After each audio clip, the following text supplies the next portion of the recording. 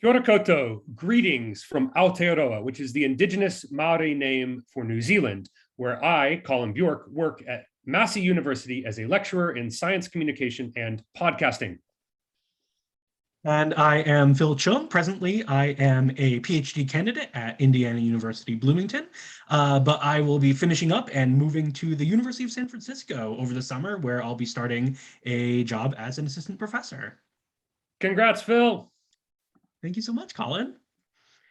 So our presentation for today, The Student Podcaster as Narrator of Social Change, very consciously echoes the title of Ellen Cushman's classic piece, The Rhetorician as Agent of Social Change, originally published in the 3Cs Journal in 1996.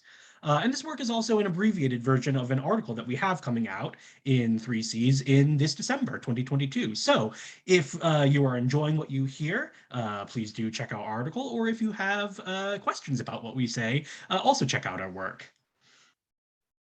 We open now in traditional narrative form with an anecdote from our teaching experiences. The meeting room at the public library buzzed with energy that evening. Undergraduates laughed and embraced each other as they took their seats at long tables in the front of the room. A coterie of grad students and professors smiled and chatted away in the back rows. They were all eager to listen to the student showcase for the English department's first podcasting course. This was a few years ago. While this second-year podcasting course had an array of aims, from a scholar-teacher perspective, this course presented a prime opportunity to test a hypothesis that had lingered in the back of our heads for a while, that potentially teaching students narrative nonfiction podcasting through the lens of rhetoric might foster social change. Based on this idea, we designed a course that asks students to use rhetorical principles to study popular exemplars of narrative nonfiction podcasts and to examine the impact those podcasts had on the larger social issues that they sought to spotlight. Attendees at this public library presentation heard powerful stories that used rhetorical techniques to address social issues like toxic masculinity, food insecurity, drug use, and systemic discrimination that were significant in our college town. The crowd applauded heartily after each episode that played. Students were flooded with praise for their work. Our departmental colleagues commended us for the course that we collaboratively designed, and congratulations were lauded all around. And yet, while we were packing up, we realized that the students' podcasts probably wouldn't be heard by anyone else outside of that room. The local community members whom students had worked with for the last couple of months had all been unable to attend, and the local media personalities had also declined. Furthermore, we had been unable to secure approval to circulate and disseminate students' podcasts on a university-supported platform. So while students might share their podcast episodes with a few close friends or family members, their work would probably never have a wider audience. As such, the potential for fostering social change dried up. We realized then, standing before the empty pizza boxes, the narrowness of our initial vision. We had planned and taught so much: rhetorical analysis, ethical interviewing techniques, awareness of students' possibilities, positionality, awareness of their positionality within communities, technical training as well, and so on. But we also neglected so much, notably a plan for circulating student podcasts, a process for maintaining relationships with local communities, and a more explicit framework for minimizing the genre constraints of this type of narrative nonfiction podcasting.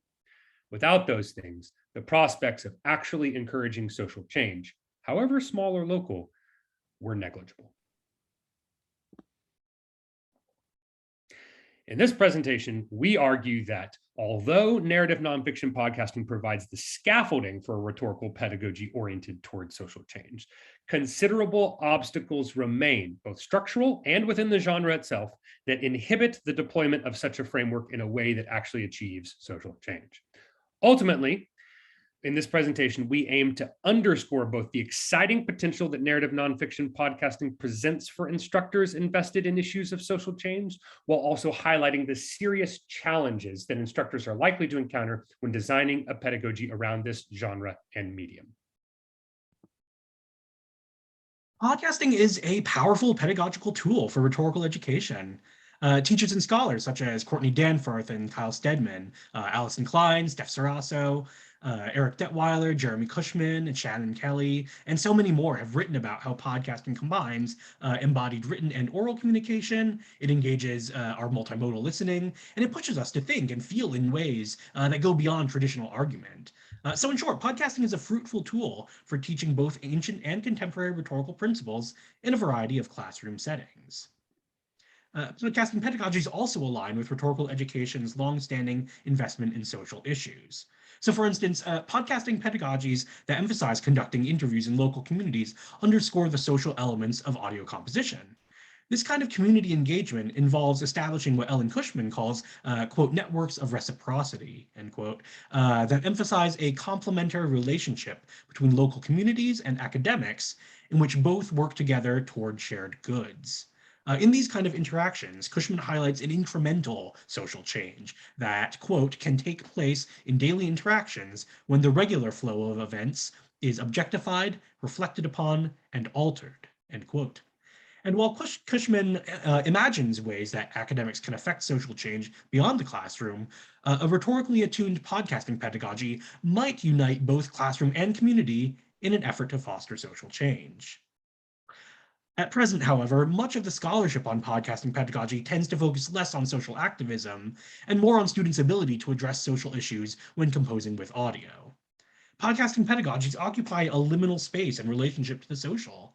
Educators seem attuned to the potential for social justice activism embedded in the affordances of this online audio medium, and yet the pedagogies designed for this medium still tend to position social intervention as something that occurs within the confines of classroom work.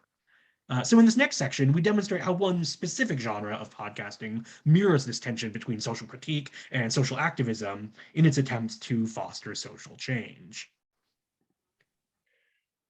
While many types of podcasts may address social issues, the genre of narrative nonfiction podcasting is especially suited for a rhetorical pedagogy oriented towards social change. We define narrative nonfiction podcasts as those that tell stories of people's lived experiences using a range of audio gathering and audio editing techniques, and also aim to alter public perceptions of the characters involved in those stories. There's the rhetorical bit.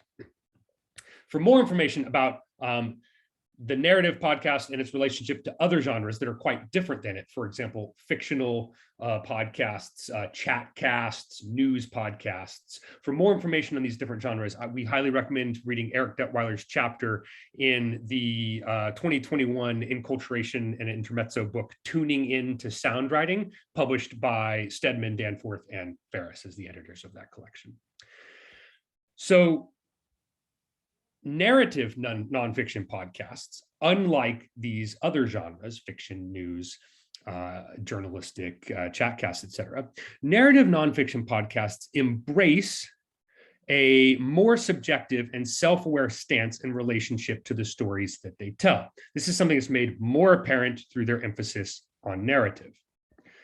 So whether the story is self-contained within a single episode, such as Uncivil or Radiolab, or whether the story stretches across a series of multiple episodes, like Serial or Missing and Murdered, narrative nonfiction podcasting always positions storytelling at its core. Podcasts in this genre also frequently use music and sound design to transition between scenes or to evoke emotional responses. And many hosts of narrative nonfiction podcasts reflect on their positionality relative to the story that they are telling, meta-narrating their thought processes and feelings. In some narrative nonfiction podcasts emphasizing telling self-aware, community-based stories that foreground the voices of interviewees, and those qualities make it a genre uniquely suited to speak to issues of social change. In narrative nonfiction podcasting, moreover, the emphasis on using stories to explore social issues echoes the ways that scholars working at the intersections of composition and critical race theory have described the importance of narrative when working towards social change. Personal narratives, for instance, can highlight the lived experiences of marginalized individuals living in unjust conditions, and the use of subjectivity and pathos in those narratives enables those experiences to be communicated in ways that exceed the persuasive potential of other modes of discourse. Victor Villanueva, for instance, argues that, quote, the personal does not negate the need for the academic. It complements, provides an essential element in the rhetorical triangle, an essential element in the intellect, cognition, and affect. The personal, done well, is sensorial and intellectual, complete, knowledge known throughout mind and body, if vicariously. End quote. The knowledge afforded by narrative also serves as a methodological companion for social justice-oriented scholarship and pedagogy, augmenting them with people's lived experiences. Asia Martinez extends Villanueva's work in these ways through her use of counterstory, which involves laying two accounts of the same event alongside each other to critique dominant narratives that exclude the perspectives of marginalized peoples. Martinez further notes that the use of counterstory is not limited to people of color, citing Frankie Condon's work as an example of how white people can tell counterstories that speak back to oppressive master narratives. And Condon, for her part, takes up Villanueva's call by lingering over the difficult question of how white people can share their stories and work toward anti-racist goals without reasserting whiteness over the experiences and voices of people of color.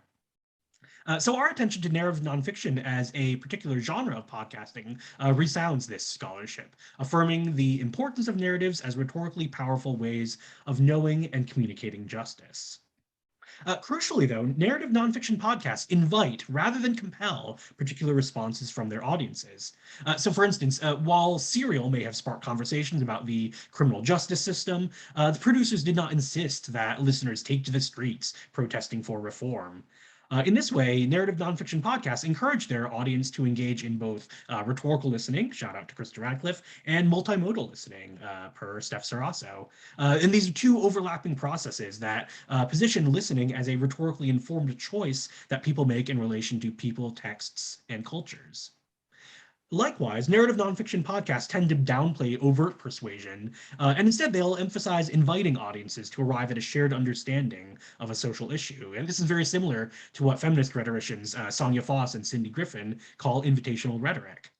Like invitational rhetoric, narrative nonfiction podcasts, they do away with a persuasive and patriarchal model of engagement that, quote, not only establishes the power of the rhetor over others, but also devalues the lives and perspectives of those others, end quote. Instead, narrative nonfiction podcasts invite listeners, quote, not just to an understanding of an issue, but also to an understanding of the participants themselves, an understanding that engenders appreciation, value, and a sense of equality, end quote. So one example of this comes from the opening of The Alibi, the first episode of Serial Season 1. And Sarah Koenig models this kind of invitational rhetoric in her narration. So rather than overtly arguing that listeners should believe Adnan Syed's disjointed alibi, she invites her listeners to realize how difficult it is to craft their own alibi by directly asking them this laundry list of questions. Quote, how'd you get to work last Wednesday? Are you sure? The entire day, name every person you talk to. It's hard. Now imagine you have to account for a day that happened 6 weeks back. End quote. So invitational rhetoric techniques like this lay the groundwork for social change, and narrative nonfiction podcasts often play an important role in that process. As a whole, then, the genre of narrative nonfiction podcasting offers tantalizing possibilities for a rhetorical pedagogy oriented toward social change. But the genre also has key limitations that simultaneously undermine its transformative potential. Serialized narrative nonfiction podcasts, for example, can sometimes overemphasize the character of their podcasts and downplay the larger unjust systems that often constrain their protagonists' actions. Podcasts in this genre also are often produced by large media organizations, which limits the array of voices and the stories that can be foregrounded in such podcasts. And for student podcasts to achieve their potential for social change, they must, as we mentioned in the opening anecdote, be circulated to listeners. Without dissemination to target audiences, student podcasts will struggle to shape public discourse about the social issues they investigate. Furthermore, when students' involvement with local communities fails to extend beyond the end of the semester, the opportunities for creating social change shrink. Thus, while students may share their podcast episodes with family and friends, the limited distribution of their work and the lack of sustained social engagement with local communities necessarily curtails the breadth of their impact, a challenge that scholars of community writing and service learning have long grappled with. The podcasting pedagogy proposed here in this presentation and in our 3C's article, therefore brings constraints like these to the forefront again and underscores the challenges of working towards social change in a single semester course. As such, this kind of podcasting pedagogy struggles to adequately address the larger structural inequities, the local policies, the state legislations, the public institutions. It struggles to address those structural inequalities that underpin injustices in the communities and their stories that the students tell. Simply put, these constraints diminish the possibility of fostering social change through such a pedagogy. In an effort to attenuate the risks inherent in the narrative nonfiction genre, and also as an attempt to amplify its social potential in the classroom, we suggest a collection of 4 principles that may guide the design of rhetorically informed narrative nonfiction podcasting pedagogies that are oriented towards social change. I'm only going to do these briefly. These are in much more detail in our 3C's article, December 2022. The first principle that we suggest is offering an inclusive selection of exemplary podcasts. So not just podcasts that center the stories of marginalized of speakers, but also ones that are produced outside of mainstream media organizations. We also recommend a flexible definition of rhetorical podcasts, like the one we offered earlier in this presentation. We also propose helping students develop a complex understanding of the rhetorical situation. So for example, if you bring the rhetorical triangle in early to your course on podcasting, ask students to challenge that model. Where, for example, do interviewees fit in our understanding of the rhetorical situation? How do they complicate our understanding of the rhetorical negotiations that happen in that space?